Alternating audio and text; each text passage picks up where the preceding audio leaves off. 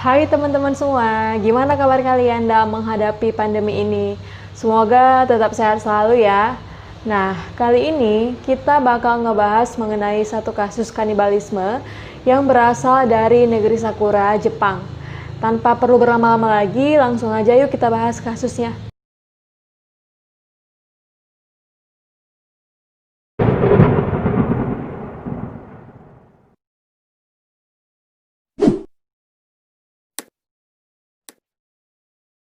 Issei Sagawa dilahirkan pada tanggal 26 April 1949 di prefektur Hyogo, Kobe, Jepang.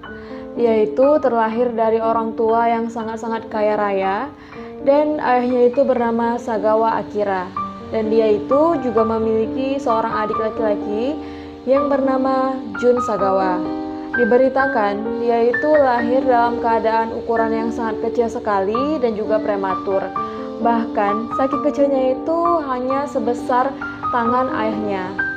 Dan gak hanya di situ, pada saat lahir dia juga mengalami peradangan usus yaitu enteritis. Nah, bahkan Issei Sagawa ini sama sekali hampir gak bisa diselamatkan. Dan karena suntikan potasium ataupun kalium, yaitu akhirnya berhasil diselamatkan dan tumbuh menjadi anak-anak normal lainnya nih teman-teman. Nah, dalam kehidupannya Issei Sagawa kecil dulu, dia itu seringkali bermain sama adik maupun sama pamannya. Jadi, sang pamannya itu seringkali pura-pura jadi raksasa yang mau makan Issei Sagawa sama adiknya. Dan dari situ timbul keinginan dia untuk mulai mencicipi daging manusia. Dan ketika Issei Sagawa ini duduk di kelas 1 SD, dia itu melihat paha teman laki-lakinya. Nah, dari situ dia itu ada rasa juga ingin makan paha teman laki-lakinya itu. Dia itu kayak gemes gitu ya, pengen makan. Dan dari situ dia itu ingin sekali mencoba bagaimana sih rasanya makan daging paha itu. Nah, ketika Issei Sagawa kecil, orang tuanya itu menganggap seks itu adalah sesuatu yang tabu. Sehingga mereka itu nggak mengajarkan edukasi seksual kepada Issei Sagawa.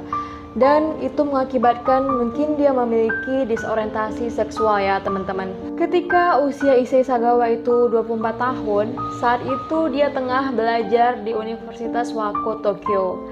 Nah, pada saat itu dia menguntit seorang wanita asal Jerman. Issei Sagawa berniat melakukan aksi kanibalismenya terhadap wanita Jerman itu. Jadi, pada malam harinya, dia itu masuk ke dalam rumah wanita tersebut dan ingin sekali melakukan aksi kanibalisme. Dikatakan dia itu ingin sekali mengiris pantat wanita itu dan kemudian akan pulang dengan membawa daging irisannya. Tapi sang wanita Jerman itu langsung terbangun dan dia langsung aja melaporkan hal tersebut sama polisi. Dan Issei Sagawa pun ditangkap atas tuduhan pemerkosaan. Padahal ya teman-teman, niat dia itu bukan pemerkosaan, tapi kanibalisme. Tapi kan polisi kan nggak tahu nih niatnya Issei Sagawa, karena kan dia sama sekali nggak bilang tuh bagaimana niat dia terhadap wanita itu. Dan karena ayahnya Issei Sagawa yang sangat-sangat kaya, akhirnya Issei Sagawa pun terlepas dari jeratan hukum. Karena ayahnya itu menyogok wanita asal Jerman itu dan minta supaya kasusnya itu nggak diteruskan. Dan Issei Sagawa pun terlepas begitu aja. Nah, pada tahun 1977, Issei Sagawa ini berencana pergi ke Paris untuk mendapatkan gelar PhD-nya. Jadi, Issei Sagawa ini udah menyelesaikan S1-nya itu di Jepang dan dia berniat ke Paris untuk melanjutkan studinya nih, teman-teman. Tapi, bukan PhD yang didapat, melainkan gelar kanibalisme. Nah, dalam satu interviewnya, Issei Sagawa ini bahkan seringkali mengatakan bahwa dia itu seringkali mengundang PSK dan juga mencoba membunuh PSK itu. Tapi, dia itu sama sekali gagal dalam melakukan aksinya. Dan pada tahun 1981, Issei Sagawa ini berkenalan dengan seorang gadis asal Belanda yang mengajarinya itu bahasa Jerman yang bernama Rini Haltevert. Jadi, Rini Haltevert ini sangat-sangat dekat dengan Issei Sagawa dan Issei Sagawa ini seringkali mengundang Rini untuk mengajarinya itu bahasa Jerman ataupun mengajarinya tugas-tugas yang lainnya ya teman-teman. Pada suatu malam, Issei Sagawa ini mengundang Rini Haltevert untuk datang ke apartemennya. dengan alasan dia itu ingin membuat Rini membantu tugas-tugas puisinya. Dan Rini pun sama sekali setuju ya, dia itu nggak menaruh rasa curiga sama Issei Sagawa. Karena kan mereka juga temenan ya, dan dia sama sekali nggak curiga gitu sama Issei Sagawa ini gitu. Dan dia pun mengiyakan untuk datang ke apartemennya Issei Sagawa pada malam itu. Tapi Issei Sagawa ini ternyata telah mempersiapkan semua alatnya. Dia itu telah membeli sebuah pistol dan 2 buah koper yang akan dia pakai ketika nanti dia melancarkan aksinya sama Rini Haltofort itu. Jadi, pada malam itu, Rini Haltofort tengah membaca puisi untuk Issei Sagawa. Dan Issei Sagawa ini langsung menembak Rini sampai Rini itu langsung meninggal di tempat nih, teman-teman. Bahkan saat melakukan tembakan, Issei Sagawa ini sempat pingsan. Tapi dia itu cepat-cepat sadar karena dia itu harus menyelesaikan semuanya. Nah, setelah Issei Sagawa ini sadar, dia itu nggak langsung membedah tubuhnya Rini Haltofort. Tapi dia itu memperkosa tubuhnya Rini terlebih dahulu, teman-teman. Sadis banget ya. Dan saat itu, setelah dia puas memperkosa, dia mengambil pisau daging dari dapurnya dan dia membedah tubuhnya Rini Haltofort ini. Dan dia itu, Issei Sagawa, memakan tubuh Rini secara mentah-mentah, mulai dari betis, paha, bibir, bahkan payudara dia makan. Dan nggak sampai di situ aja, Issei Sagawa bahkan sempat-sempatnya selfie sambil makan tubuhnya Rini Haltofort nih, teman-teman. Parah ya. Nah, beberapa daging juga dia simpan di dalam kulkas. Dan beberapa lagi dia masukkan ke dalam koper yang tadi dia beli dan dia ingin buang ke sebuah danau yang ada di Paris. Issei Sagawa membuang tubuh Rini Haltofort di danau Bouc de Boulogne di Paris. Tapi ketika dia itu mau buang tubuhnya Rini Haltofort di dalam koper tadi, dia itu ketahuan sama polisi Paris yang tengah berjaga-jaga di sana. Nah, polisi pun curiga dan akhirnya memeriksa apartemen Issei Sagawa. Dan polisi pun sangat-sangat terkejut nih teman-teman ketika melihat apartemennya Issei Sagawa berlumuran darah dan menemukan sisa-sisa tubuhnya Rini Haltofort.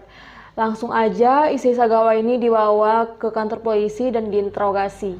Tapi kepolisian juga membawa Issei Sagawa ini ke psikologi untuk mengetes bagaimana kondisi kejiwaannya. Dan hasil pemeriksaan psikologi ini menyatakan bahwa Issei Sagawa ini tidak waras, dia itu memiliki penyakit jiwa.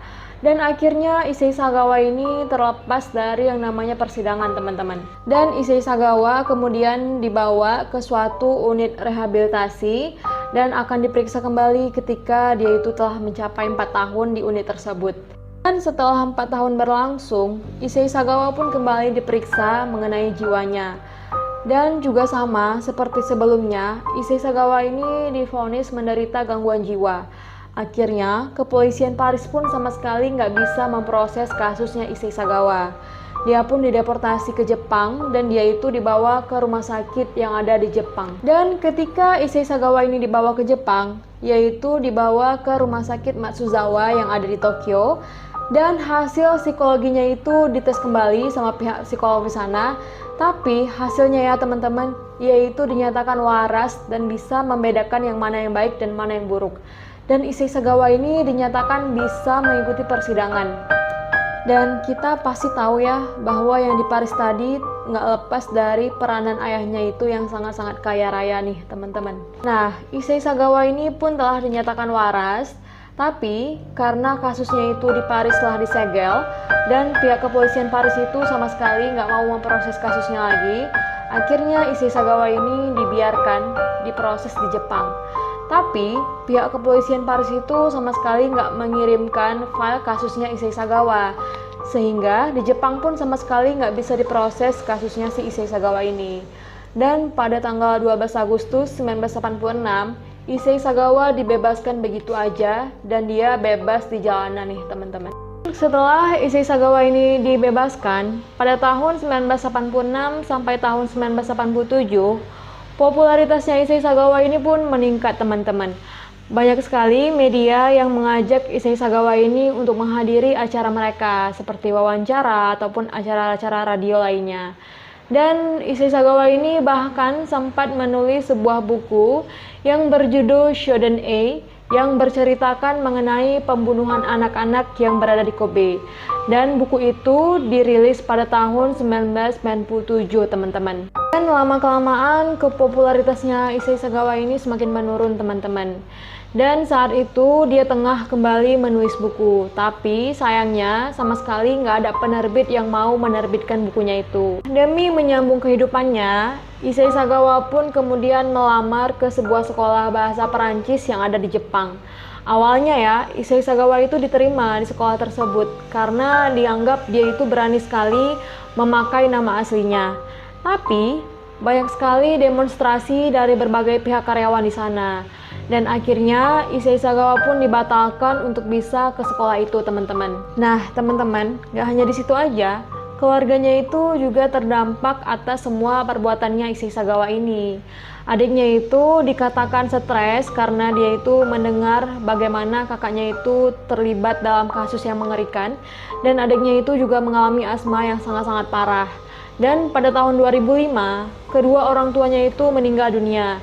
Tapi pemerintah Jepang itu melarang si Issei Sagawa untuk bisa hadir ke pemakaman orang tuanya. Dia itu diberikan identitas baru maupun apartemen dari pemerintah Jepang nih, teman-teman. Nah, dalam sebuah wawancaranya, Issei Sagawa ini mengatakan bahwa terkadang dia itu masih memiliki keinginan untuk makan tubuh manusia. Apalagi manusianya itu adalah seorang wanita yang cantik. Ngeri ya, teman-teman. Dan Issei Sagawa juga mengatakan bahwa dia itu sama sekali nggak ingin kembali ke kehidupan sebelumnya karena sangat-sangat buruk bagi dia. Pada tahun 2013, Issei Sagawa ini dibawa ke rumah sakit karena dia itu mengalami infak otak. Dan itu merusak sistem sarafnya secara permanen. Dan teman-teman, setelah dia itu dibebaskan dari rumah sakit, dia itu dilaporkan dirawat penuh oleh saudaranya Issei Sagawa. Nah, teman-teman, sekian video kita mengenai Issei Sagawa, seorang kanibalisme asal Jepang. Kalau menurut aku ya, Issei Sagawa ini sangat-sangat kasihan karena dari kecilnya itu dia nggak mendapatkan edukasi seksual yang cukup dari keluarganya. Kalau menurut kalian gimana? Komen di bawah ya. Dan juga thank you bagi kalian yang sudah mengklik channel ini.